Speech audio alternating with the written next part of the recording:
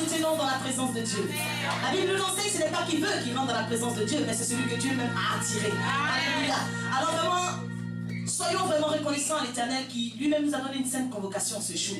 Alléluia. Plusieurs sont morts. Plusieurs ont voulu recevoir cette invitation céleste-là. Malheureusement, ils n'ont pas pu. Mais je veux dire à quelqu'un que tu as été victime de l'élection de la grâce. Que le nom du Seigneur soit béni. Nous sommes au mois de mars. Et nous entamons un nouveau mois. Alléluia. Qui dit nouveau mois dit nouveau terme. On va simplement baisser les têtes. Et nous allons recommander encore ce moment à l'Éternel. On ne peut jamais se lasser de recommander des instants glorieux à l'Éternel. À l'Éternel appartiennent la gloire, l'honneur et la louange.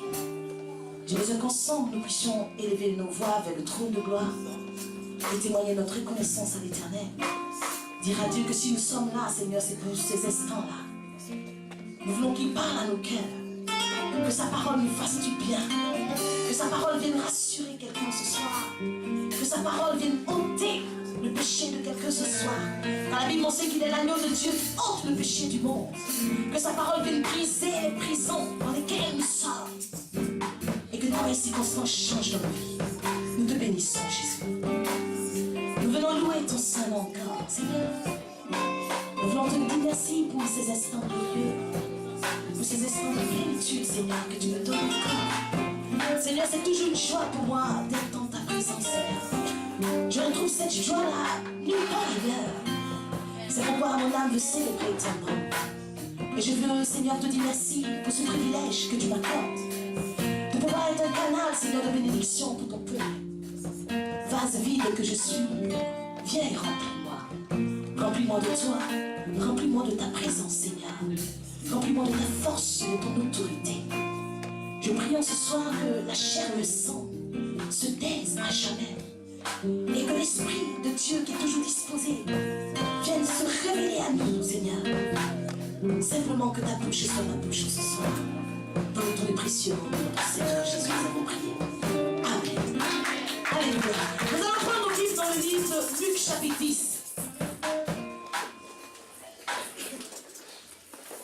Nous prenons nos Bibles dans le livre de Luc chapitre 10. On va laisser le piano à fond sonore, mais vraiment tout doucement. Luc chapitre 10. Je pense que la servante de Dieu a frôlé ce message-là à la veillée. L'histoire de Marthe et de Marie. Le Saint-Esprit va ouvrir notre esprit sur encore une autre dimension, une autre profondeur de sa parole. Alléluia. Nous prenons le livre de Luc chapitre 10. Du verset 38 au verset 42. Et nous allons lire la parole de Dieu debout, avec respect, révérence, avec autorité. Luc chapitre 10, verset 38 au verset 42. Est-ce que tout le monde a trouvé? Je vais lire la parole de Dieu. Tout le monde se tient debout. Luc chapitre 10. À partir du verset 38, et je vais lire la parole de Dieu. Les enfants, tenez-vous debout. Normalement, on ne doit plus répéter cela. Ça doit être un réflexe. La Bible nous dit dans le livre de Luc chapitre 10, au verset 38, ceci. Comme Jésus était en chemin avec ses disciples, il entra dans un village et une femme nommée Marthe le reçut dans sa maison. Elle avait une sœur. Dis avec moi, elle avait une sœur. Touche quelqu'un à côté de toi et dis, Marthe était la sœur de Marie. Marthe était la sœur de Marie. Est-ce que tu savais ça? Est-ce que tu savais ça? Alléluia. La Bible dit qu'elle avait une sœur nommée Marie qui, s'étant assise aux pieds du Seigneur, écoutait sa parole. Marthe, occupée à divers soins domestiques, survint et dit, Seigneur, cela ne te fait-il rien que ma sœur me laisse seule pour servir? Dis-lui donc de m'aider. Alors le Seigneur lui répondit, Marthe, Marthe, tu t'inquiètes et tu t'agites pour beaucoup de choses. Une seule chose est nécessaire. Marie a choisi la bonne part qui ne lui sera point ôtée. Est-ce que tu peux acclamer la parole de Dieu? Je veux bien que tu ailles vers quelqu'un ce soir et que tu le regardes dans les yeux pour lui dire, est-ce que tu étais au courant que Marthe et Marie étaient les sœurs?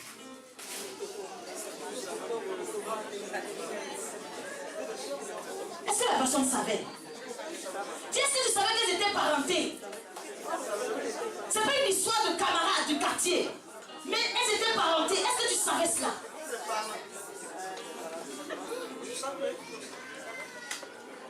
Ce n'était pas des simples connaissances. Est-ce que vous saviez qu'elles étaient des sœurs? Alléluia. Est-ce qu'on peut s'asseoir dans la présence de Dieu? Je vois que vous êtes déjà bouillonnant. Gloire à Jésus. Alors, nous sommes au mois de mars et j'ai le privilège de vous annoncer, si ce n'est déjà fait, que le thème de ce mois, c'est Seigneur, ne te tais pas. Alléluia. Le thème du mois de mars, c'est Seigneur, ne te tais pas. Alléluia. Je ne sais pas si quelqu'un a compris le thème. Le thème du mois de mars, Seigneur, ne te tais pas. Alléluia. Et comme sous-thème aujourd'hui, j'ai envie de demander à quelqu'un qui te réclame. Alléluia. C'est vrai que par moment, il y a une petite confusion entre la réclamation et la restitution. Alléluia. Nous avons vu dans les mois précédents la restitution qui était l'acte. Ça consistait à amender les torts qui étaient commis à l'endroit de quelqu'un. La restitution, comme son nom l'indique, c'était restituer quelque chose que tu avais volé à quelqu'un, restituer au propriétaire. Alléluia. Restituer, c'était payer une dette. Quand tu avais fraudé, restituer quelqu'un, c'était s'excuser auprès certainement d'une personne qu'on avait diffamée. Alléluia. Mais aujourd'hui, je te parle de réclamation. Amen. Réclamation qui est l'acte de revendiquer quelque chose. La réclamation qui est faire une requête dans le but de protester contre quelque chose ou contre quelqu'un. Alléluia. Quand on parle de réclamation, nous nous adressons à une autorité pour nous plaindre. On se plaint de quelque chose dont on estime avoir droit. Alléluia. N'est-ce pas? Mais qu'est-ce que la réclamation a à voir avec cette histoire des deux sœurs? Lorsque je lisais ce passage, je me suis dit, Seigneur, je me pose la question de savoir qui est-ce qui me réclame.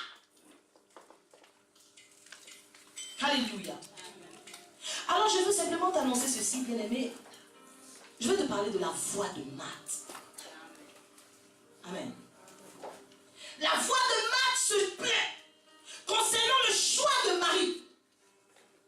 La voix de Marthe dit quelque part, Marie doit faire comme moi. La voix de Marthe dit quelque part, Marie n'a pas le droit de me laisser seule. Or, la Bible déclare que l'homme quittera son père et sa mère. Mais la voix de Marthe dit dans la vie de quelqu'un, elle n'a pas le droit de me laisser seule. La voix de Marthe dit dans la vie de quelqu'un, elle n'a pas le droit d'avoir une position différente de la mienne. Pourquoi elle est assise au pied du roi pendant que moi je veille les choses domestiques? Elle n'a pas le droit. Quelle est cette voix qui parle certainement contre toi? Seigneur, ne te tais pas. Depuis combien de temps la voix de Marthe parlait contre Marie? On ne sait pas. Mais lorsque nous lisons ce passage, il y avait une situation conflictuelle quelque part entre la voix de Marthe et la voix de Marie. Depuis combien de temps la voix de Marie s'est levée dans ta vie? La voix de Marthe, du moins. Depuis combien de temps la voix du sang estime que tu ne dois pas servir Dieu? Depuis combien de temps la voix du sang estime que toi, tu ne dois pas te marier? Parce que normalement, à cause du lien de sang, nous, notre sang dit qu'on ne se marie pas. Notre sang dit qu'on ne sort pas. Et cette voix-là te réclame. Seigneur, ne te tais pas. J'ai envie, avant de continuer, chanter ce cantique qui dit, hey, ils ont échoué, oh oh. Ils ont échoué. Ah, ils ont échoué, oh oh. Ils ont échoué. Hey, ils ont échoué, oh oh. Ils ont échoué. Ah, ils ont échoué, oh oh. Ceux qui empêchent ton mariage ont échoué, oh oh. Ils ont échoué. Ah, ils ont échoué, oh oh. Hey, ils ont échoué, oh oh. Ah, ils ont échoué, oh oh. Ils ont échoué. La liberté ont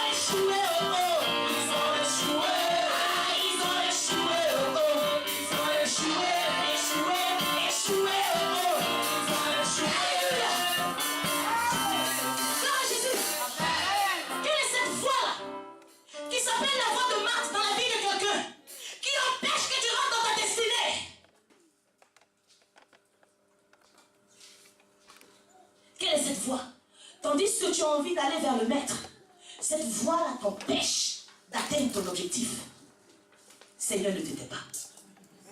Amen. Alléluia. Amen. Marthe dit, pourquoi Marie s'assoit là, tandis que moi, mais nous ne sommes pas pareils. On est de la même famille, mais chacun de nous a sa destinée. On sort du même ventre, mais chacun a son chemin. Vous savez, il y a des situations de réclamation où il n'est pas question de restitution. Là, si Marie devait restituer quelque chose à Marthe, elle aurait restitué quoi selon vous? Je me souviens d'un homme qui s'appelait Judas, qui malgré le fait qu'il ait trahi Jésus, la Bible enseigne qu'il a restitué les 30 pièces, qui étaient les pièces du sang. Mais la voix du sang a continué à parler contre lui et il s'est pendu. Depuis, nous avons restitué certainement. Mais la voix du sang continue à parler. Il y a des réclamations à l'encontre de certaines personnes. Seigneur, ne t'aide pas. Dieu répond, si Marthe savait. Si Marthe savait. C'est la partie qui me plaît. Si Marthe savait que l'acte qu'elle a posé devait faire cesser définitivement les réclamations, elle se serait adressée à sa sœur directement au lieu de s'adresser au maître. Selon vous, pourquoi elle ne s'adresse pas à sa sœur? J'ai envie que tu m'aides, tu es mon frère. Viens m'aider. Si Marthe savait. Il y a certainement des personnes qui sont dans la présence de Dieu, qui ont pris des temps de chaîne et de prière, parce qu'elles sont en train de te condamner dans la présence de Dieu. Si ces personnes savaient que c'était important même de venir directement vers toi pour se plaindre, elles ne se seraient pas plaintes au roi de gloire. Oh, la Bible nous dit dans le livre d'Hébreux chapitre 12, Jésus est le médiateur de la nouvelle alliance et du sang de l'aspersion, qui parle mieux que le sang d'Abel. Ça veut dire quoi? Marthe ne savait pas que lorsqu'elle venait introduire une médiation, le sang, la voix du sang de Marthe devait stopper afin que la voix du sang de Jésus-Christ de Nazareth parle en la faveur de Marie. Si Marthe savait qu'en ne s'adressant pas à sa sœur, elle avait créé une médiation. Longtemps tu as pleuré. Longtemps tu t'es plaint certainement. Seigneur, pourquoi ma douleur ne s'arrête pas? Pourquoi ma plaie ne cicatrise pas? Pourquoi tes promesses, éternelles des armées, sont-elles en attente dans ma vie? Qu'y a-t-il?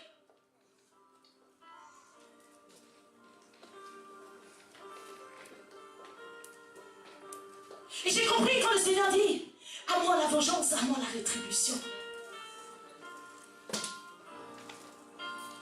Alléluia.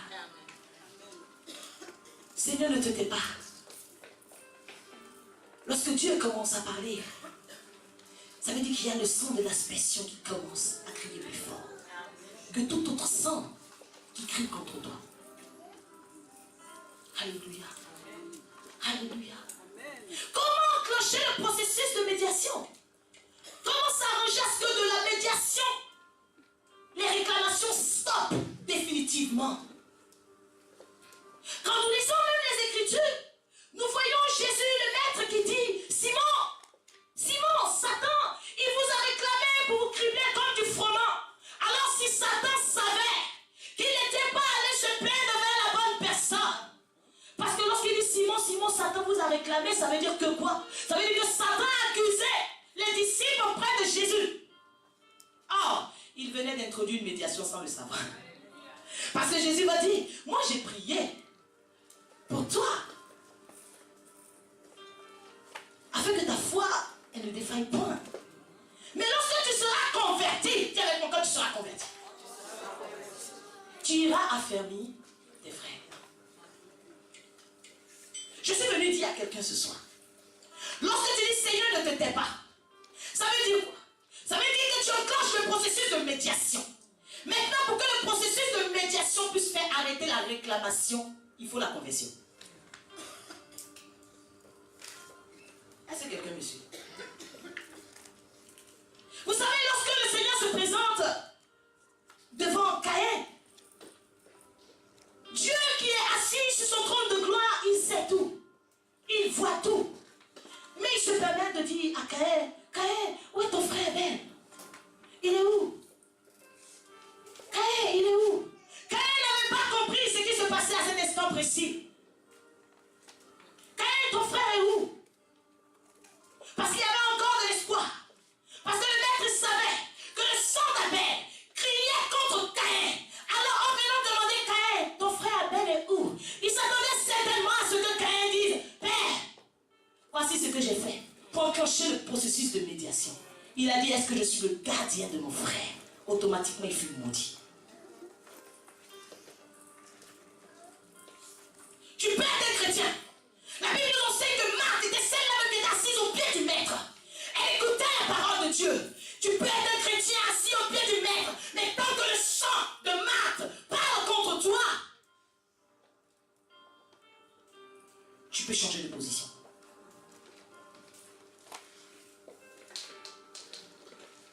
Alléluia. J'ai eu mal au cœur lorsque Judas va jeter les 30 pièces d'argent. Il va aller se repentir vis-à-vis de qui? Des principaux sacrificateurs. Ah, Jésus n'était pas encore mort.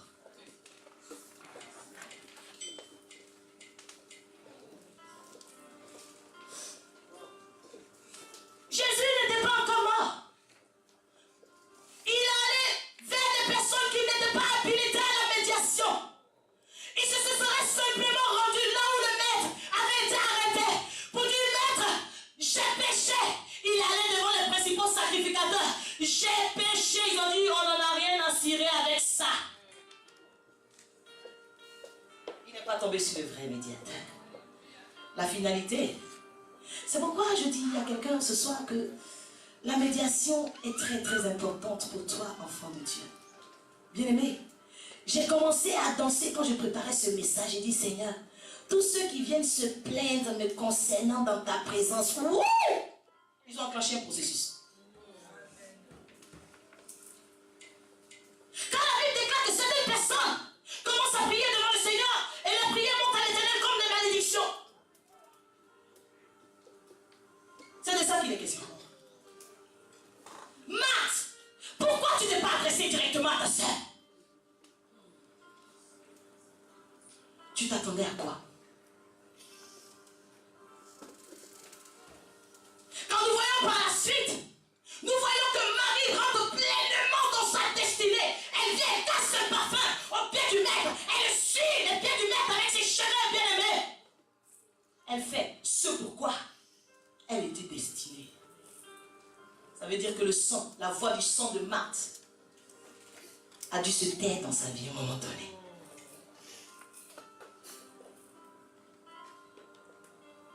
Alléluia.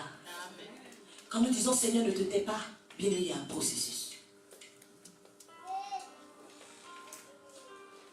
Certaines personnes diront que la Bible dit à tous ceux qui l'ont reçu, à tous ceux qui croient en son nom, elle a donné le pouvoir de devenir enfants de Dieu. Mais qui sont ces enfants de Dieu-là? Ces enfants de Dieu-là, c'est ceux-là même en qui Dieu se reconnaît. Donc des convertis. La conversion, c'est différent de demander pardon. Demander pardon, c'est reconnaître son tort. Mais la conversion, c'est demander pardon, reconnaître son tort et prendre l'engagement de ne plus recommencer. Être une nouvelle personne. Oh, Dieu va me comprendre, je suis chrétien, ça suffit, j'ai accepté le Seigneur. Dieu même connaît ma vie, Dieu même sait qu'ils ne peuvent rien contre moi. Ami de l'Éternel, tant que tu ne crées pas les circonstances, les occasions propices, afin que la voix du saint de ta famille se taise contre toi, cette voix va continuer à te réclamer. Vous voyez, quand on dit changer, tu as l'impression que tu dois changer pour quelqu'un, mais tu changes pour toi-même. Tu n'as pas envie de changer? T'inquiète pas. La voix du sang de Marthe continue à parler contre toi. Alléluia. J'ai envie de dire à Marthe aujourd'hui, Marthe, ma destinée ne dépend pas de la voix de ton sang. Ma destinée ne dépend pas de tes émotions ni de tes sentiments humains.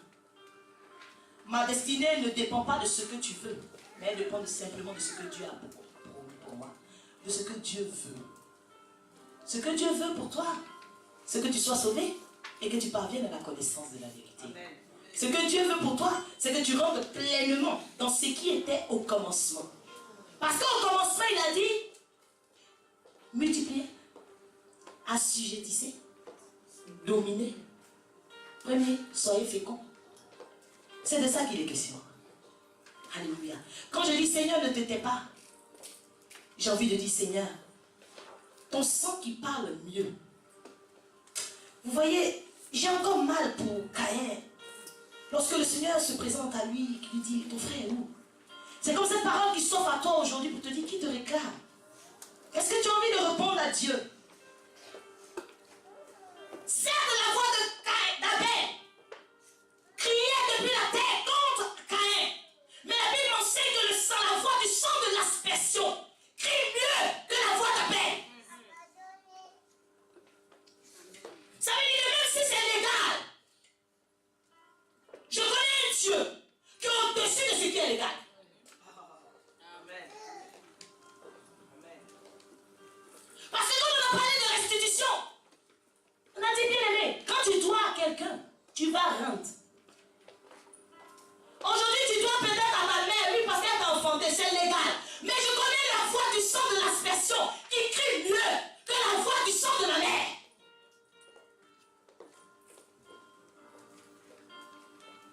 Seigneur, ne te tais pas. Trop, c'est trop.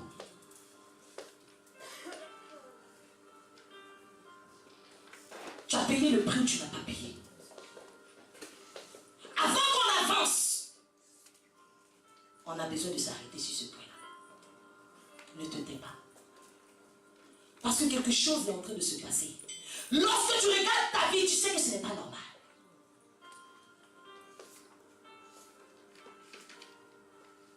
Tu peux ne même pas être au courant. Laissez-moi vous dire que Marie était gentiment assise comme toi et moi, en train d'adorer son Dieu, en train de célébrer son Dieu, mais elle ne savait pas qu'il y avait la voix du sang de sa sœur qui la réclamait.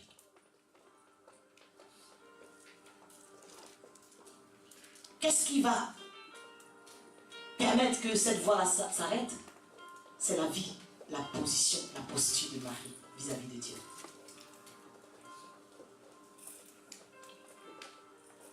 Alléluia. Alléluia. Aujourd'hui, bien aimé, j'ai besoin simplement que nous puissions prendre conscience. Que nous commençons à regarder attentivement nos vies. C'est vrai, nous sommes chrétiens. Mais ce mois de mars, la servante de Dieu disait, tout doit ressusciter. Ça veut dire que tu ne dois pas accepter que c'est mort, c'est mort. Non, c'est mort, ça doit vivre. Tu ne dois pas accepter que c'est comme ça, depuis des années c'est comme ça.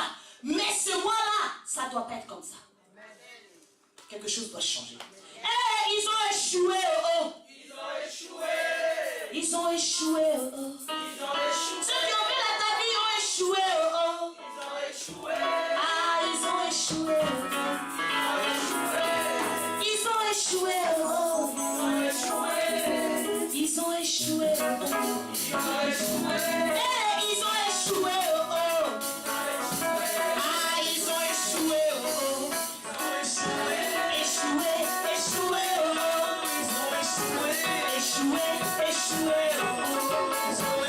Ils échouaient simplement parce qu'ils ne sont pas allés se plaindre vers la bonne personne. Ils ont dit, elle prie Dieu. Ils ont eu peur de prononcer le nom de ton Dieu. Elle prie Dieu, elle est comme ça. Elle dit, elle prie Dieu, regarde sa vie. S'ils savaient que le fait de prononcer le nom du Dieu que tu sais avait enclenché le processus. Ils ont échoué, oh oh. Ah, ils ont échoué, oh oh. Ceux qui ont fait la famille ont échoué, oh oh. Ah, ils ont échoué, oh oh. Ceux qui empêchent ton mariage ont échoué, oh oh. Échoué, échoué, oh oh. Qui te réclame la vie de l'Éternel? Qui, pendant que tu es en train d'avancer, est en train de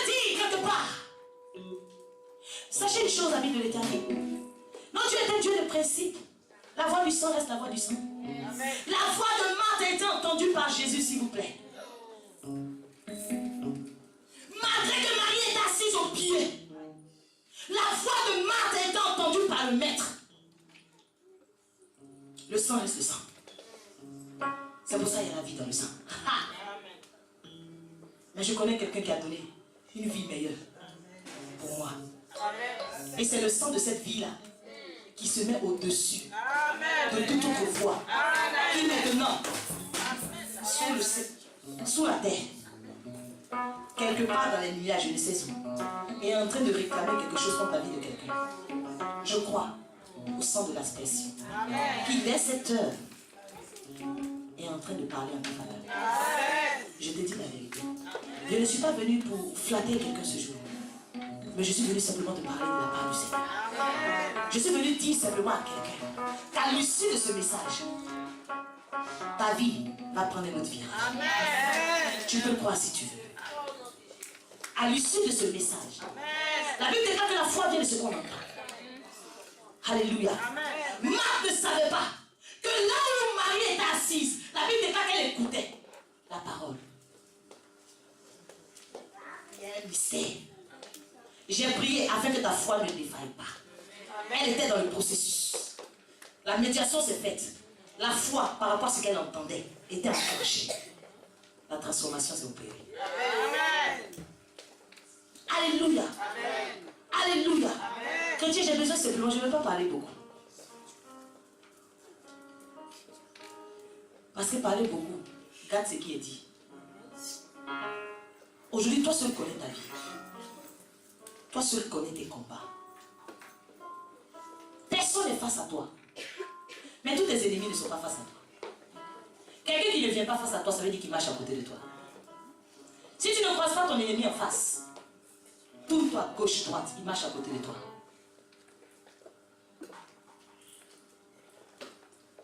Alléluia. Amen. Je ne sais pas qui est à côté de toi. La Bible dit que le sacrificateur Josué, Satan, était à sa droite.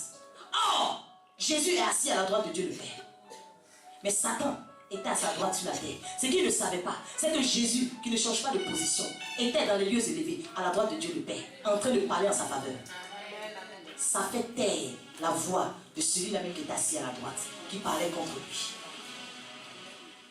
Le maître va dire, c'est vrai, ses vêtements sont sales. C'est vrai, c'est un sacrificateur. Mais il n'a pas les vêtements qu'il faut. Mais à cause de ma position pour lui, ça vient exterminer la position de l'ennemi sur la terre. Alors, s'il vous plaît, les anges, commencez à le déshabiller. Mettez-lui les vêtements de fête. Parce qu'un temps de gloire commence pour quelqu'un. Là où tu te tiens, lève simplement les mains. Parce qu'un temps de gloire commence pour quelqu'un. Tiens-toi simplement debout. Ferme simplement les yeux. Quand on regardait les vêtements du sacrificateur, c'était vrai. Quand on regardait effectivement Marie, c'était vrai. Elle pouvait donner de l'aide. Lorsqu'on lit plus loin, 70 personnes venaient d'être encore avec Jésus. On ne sait pas si ces 70 personnes avaient suivi Jésus pour rentrer dans la maison de Marthe. Ça veut dire qu'ils étaient certainement nombreux. À elle seule faire le repas pour tout ce monde-là, c'était compréhensible. Ce qui est compréhensible du point de vue humain est incompréhensible du point de vue divin. Quelle que soit ta position ce soir, quel que soit ce que tu vis ce soir, même si la voix d'un certain nommé Pharaon dans ta famille parle, te réclame, pendant que le Seigneur dit laisse aller mon peuple, laisse aller ma fille, dis je ne la laisserai pas aller. C'est terminé. C'est terminé. Parce que ces réclamations t'ont trouvé dans la présence au pied du Maître. Je peux croire que spirituellement parlant, cet instant-là, je peux voir la main de Dieu. Je peux voir la main puissante de l'Éternel des âmes. Je peux voir la main de Dieu. Je peux voir la main puissante de mon Dieu à l'œuvre maintenant. Je peux voir la main de mon Dieu agir. Lorsqu'il dit ne me laisse pas seul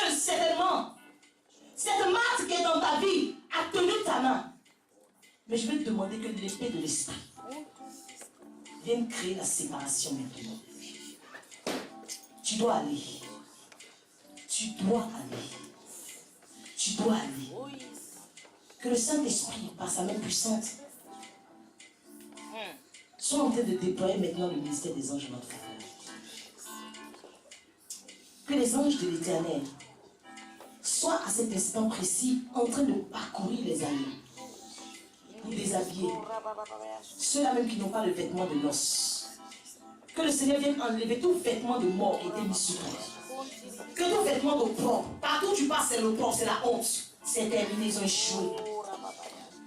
Que tout vêtement macabre qui te colle à la peau, que le Seigneur lui-même, par sa main puissante, soit en train d'ôter. Qui soit en train d'ôter. Qui soit en train d'ôter. Là où tu es fille de roi sans avoir une couronne, que le Seigneur soit en train de poser des diadèmes. Que le Seigneur soit en train de poser des diadèmes. Que le Seigneur, par sa divine main, soit en train de poser des diadèmes. Je peux voir certaines personnes en train de donner d'eau par rapport au chemin qu'elles étaient en train d'emprunter. Pendant que je suis en train de prier, le Seigneur ouvre mes yeux. Je vois plusieurs personnes faire demi-tour. Je vois plusieurs personnes faire demi-tour. Donner d'eau. Et j'entends le Seigneur qui me dit, il donne d'eau à la vie passée. Il donne d'eau à la vie passée. Il donne d'eau à la vie passée. Je prie qu'à partir d'aujourd'hui, quiconque se lèvera, peu importe sa position dans ta vie, pour réclamer quoi que ce soit te concernant, qu'il soit condamné par la voix de l'Éternel. Que le sang de Jésus, le sang de l'aspersion, qui parle mieux que le sang d'Abel, commence à parler dans ta faveur. Que le sang de l'aspersion ne se taise plus jamais sur ta vie. Que le sang de l'aspersion ne se taise plus jamais sur ta situation. Commence à prier le Seigneur là où tu es. Toi seul tu sais. J'ai besoin que tu puisses parler à la voix de Marc ce soir. Tu vas dire, laisse-moi m'en aller. Je dois m'en aller. Je dois rentrer dans mon mariage. Je dois rentrer dans mes promesses. Je dois m'en aller. Que ta bouche soit la bouche de l'Éternel, que tu sois le prophète de ta vie maintenant. Commence à prier, commence à prier. Commence à prier. Afin de pouvoir témoigner de la puissance de Dieu. Commence à prier. Je viens faire taire une fois. Il réclame ton âme. Silence, tais-toi. Le Seigneur a donné. Il a donné à la mère de se taire. La mère réclamait les disciples parce qu'elle savait qu'ils devaient recevoir une puissance et devaient être témoins. Alors elle a commencé à réclamer. Mais lorsque les disciples ont dit, ne vois-tu pas que nous sommes en train de périr, ils ont enclenché le processus de médiation. Le maître s'est levé, il a menacé le vent, il a menacé la mer, et il déclare, il est là à lui.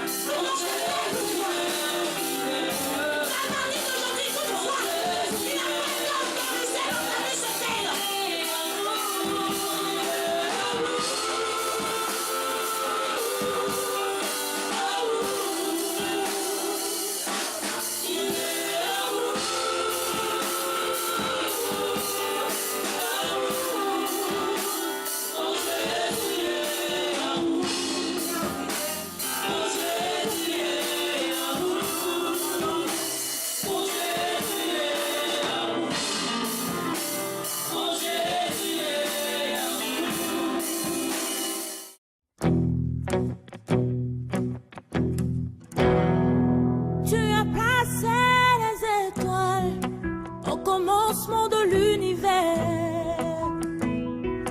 Alpha. Oh, rien ne peut être créé si tu n'as pas encore parlé. Alpha. Avant qu'Abraham ne fût tué. Oh, Alpha. Mon Seigneur, tu sais comment commencer à faire naître en moi tes loups.